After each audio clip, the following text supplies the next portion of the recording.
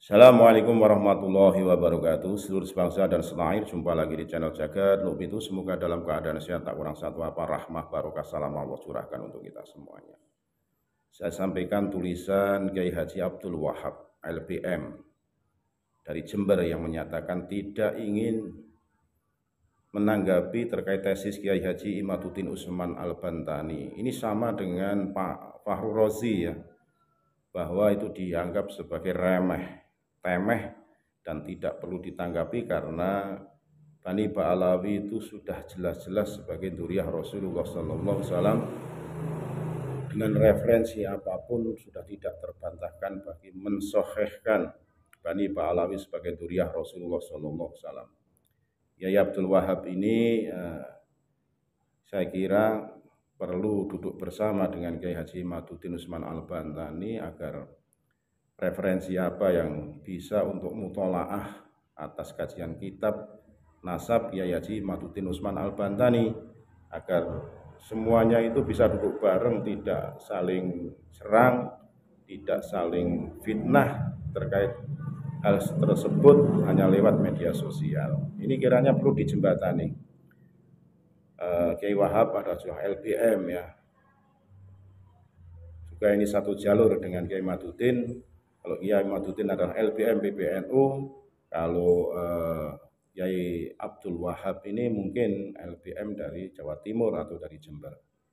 Perlu adanya duduk bareng agar tidak mudah dipecah belah dengan hal ini terkait dengan polemik nasab Bani Ba'alawi. Tersambung dan tidak wallahu alam, tapi kalau Kiai Imaduddin zahir batin dunia akhirat mempertanggungjawabkan bahwa nasab Ba'alawi batal.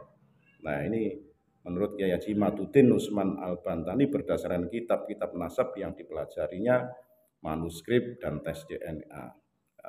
Makanya ini bisa saja nanti bisa duduk bareng Kiai Wahab dengan Kiai Imaduddin Usman Al-Bantani. Sekali lagi mohon maaf yang kali agama Nusantara milik kita. Assalamualaikum warahmatullahi wabarakatuh. Pada kesempatan kali ini kita akan membahas sebuah tulisan dari seorang kiai dari Jawa Timur, yaitu Kiai Abdul Wahab Ahmad. Beliau adalah pengurus PCNU Jember dan juga anggota LBM PWNU Jawa Timur. Jadi secara rating atau kelas dalam tinju itu adalah sekelas dengan Kiai Haji Imaduddin Usman Al-Bantani. Tetapi Kiai ini lebih progresif, pemikirannya lebih modern, lebih condong kepada pergerakan Islam internasional atau berbau-bau HTI. Tetapi memang anggota daripada Aswaja Center.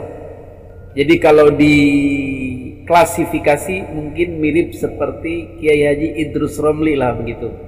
Dan memang dalam sikap beliau terhadap polemik nasab ini tidak jauh beda dengan Kiai Haji Idrus Romli atau Kiai Haji Fahru Rozi. Jadi kesemuanya itu sudah a priori, sudah judgement, sudah mengecilkan, mengerdilkan, menganggap tidak ada apa-apanya apa yang dikemukakan Kiai Haji Imaduddin Usman Al-Bantani. Jadi sebagaimana gaya-gaya kiai-kiai yang merasa senior, yang merasa cerdas, pintar, terutama yang sudah banyak makan asam garam bertempur dengan Wahabi, maka bahasa-bahasanya adalah bahasa-bahasa mengerdilkan, mengecilkan, menganggap remeh, dan mewahabikan. Jadi intinya Kiai Haji Abdul Wahab Ahmad menolak tesis Kiai Haji Imaduddin, menolak pendapat Kiai Haji Imaduddin bukan atas dasar dalil atau bongkar-bongkar kitab, tetapi pertama menolak karena pendapat Kiai Haji Imaduddin Usman Al-Bantani ini mirip Wahabi. Jadi mengkritik Habaib Ba'alwi ini sudah pernah dilakukan oleh Wahabi, sehingga orang yang mengkritik lagi setelah ulama Wahabi yaitu Murad Syukri, maka digolongkanlah ke dalam Wahabi. Ini logika apa ini? Logika gebiah uyah. Jadi kalau dulu yang mengkritik atau mempertanyakan ketersambungan nasab Ba'alwi kepada Rasulullah itu seorang Wahabi, maka siapapun yang mempertanyakan nasab Ba'alwi ini itulah anak buahnya Wahabi.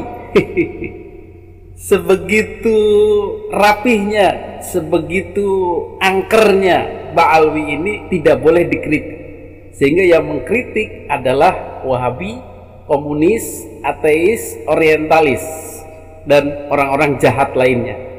Itu a priori pertama. A priori yang kedua dari Kiai Haji Abdul Wahab Ahmad adalah gaya menafikan nasab Ba'alwi ini adalah mirip seperti orientalis. Kalau tadi mirip Wahabi, yang kedua adalah mirip orientalis ketika menafikan hadis daripada Rasulullah Shallallahu Alaihi Wasallam, yaitu mempertanyakan kitab sezaman. Itulah hijab daripada diskusi yang tidak akan berjalan, karena sudah memvonis orang ini tidak boleh ditanggapi. Orang ini Wahabi, orang ini orientalis, jadi saya out. Tidak mau membahas, tidak mau berdalil, tidak mau mematahkan. Kalau sudah begitu, ya tidak ada diskusi, tidak ada kajian ilmiah, tidak ada bongkar-bongkar kitab, tidak ada pencerahan kepada umat mana yang harus dipilih, dalil mana yang kuat.